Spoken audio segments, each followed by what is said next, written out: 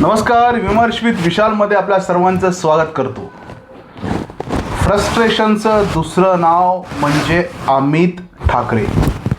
हो, मी विषय घेतोय अमित ठाकरेंचा. त्यांनी जे कृत्य केलं, अखिल भारतीय विद्यार्थी परिषदेला एक लांछन लावण्याचं कृत्य अमित ठाकरे यांनी केलं. ते म्हटले, कोणी असेल मी सोडणार नाही, परंतु तुम्ही त्यांना सोडू नका ज्यांनी खरोखरच विद्यार्थिनीवरती हात टाकले. हो, साठे महाविद्यालयामध्ये जेव्हा विद्यार्थी त्या ठिकाणी विद्यार्थी परिषदेचे कार्यकर्ते मोठ्या प्रमाणे मेंबरशिप करत असताना त्या ठिकाणी मनसेच्या विद्यार्थी सेनेच्या म्हणजे मनवीसीच्या कार्यकर्त्यांना ते सहन झालं नाही की फार मोठ्या प्रमाणात विद्यार्थी परिषदेला विद्यार्थ्यांनी मोठ्या प्रमाणात मेंबरशिप करतायत, सभासद होत आहे. म्हणून तिथल्या कार्यकर्त्यांनी ते जे मेंबरशिपचे टेबल होते त्या विद्यार्थिनीवरती टाकण्याचा प्रयत्न केला. हो, त्यामध्ये ती एक विद्यार्थिनी गुप्ता आडनावाची ती पुढे आली आणि तिने हा सगळा प्रसंग सांगितलेला आहे.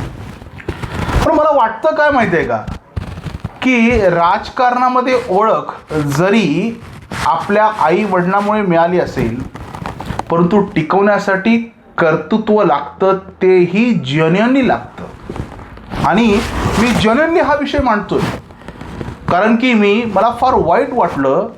बाळासाहेब ठाकरे म्हणजे उत्कृष्ट वक्ते, राज ठाकरे म्हणजे जबरदस्त वक्ते, आणि अमित ठाकरे जर असं नावही जर त्या वक्तृत्वाबद्दल उच्चारलं तर त्या एखाद्या चांगल्या बासुंदीमध्ये मिठाचा खडा लागावा आणि तोंड वाकडं व्हावं अशी अवस्था होते.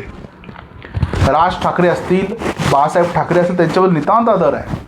मला वाटतं राज ठाकरेंना हेही सहन होणार नाही की अखिल भारतीय विद्यार्थी परिषदेबद्दल आपले सुपुत्र जेन्युइनली काहीतरी वाईट बोलले. त्यामुळे जेन्युइनली त्यांनी आपल्या तीर्थरूपांना विचारावा की अखिल भारतीय विद्यार्थी परिषदेचं विद्यार्थी क्षेत्रामधलं योगदान काय आहे. मला माहिती आहे की राज ठाकरे त्यांना जेन्युइनली सांगतील की तू जे केलं ते जेन्युइनली चूक केलं.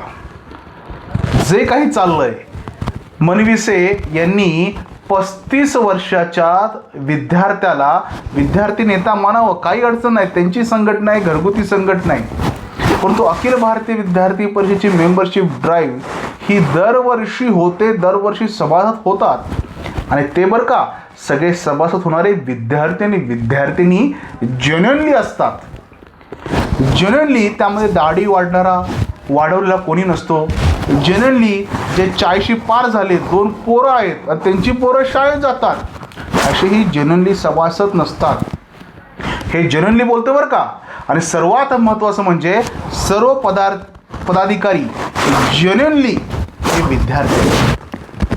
अमित ठाकरे साहेब या विद्यार्थी परिषदेचा एखाद्या महाविद्यालय शाखेचा अध्यक्ष जो जेन्युइनली विद्यार्थी असतो त्याच्याबरोबर सुद्धा आपण डिबेट करू शकत नाही.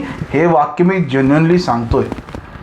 अखिल भारतीय विद्यार्थी परिषद ही नेतृत्व करणारी कार्यशाळा आहे आणि जेन्युइनली तुम्ही हे सगळं ध्यानात घेऊन तुम्हाला वाटतंय का की विद्यार्थी परिषदेला लक्ष केल्यानंतर मनविसे ही मोठी होईल?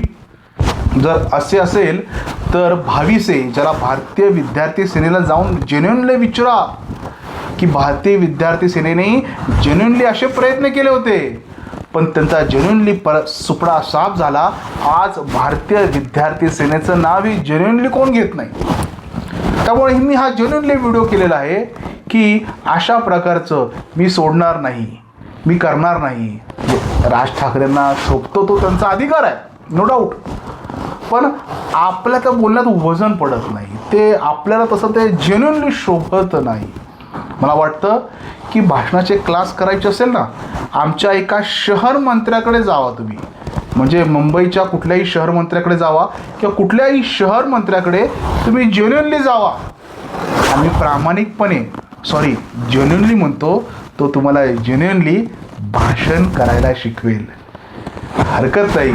तुम्हाला कोणीतरी सांगितलं तुम्ही विद्यार्थी परिषदेबरोबर जेन्युइनली काही म्हटला, पण जेन्युइनली सांगतो ते जेन्युइनली खोटं आहे. धन्यवाद, तोही जेन्युइनली.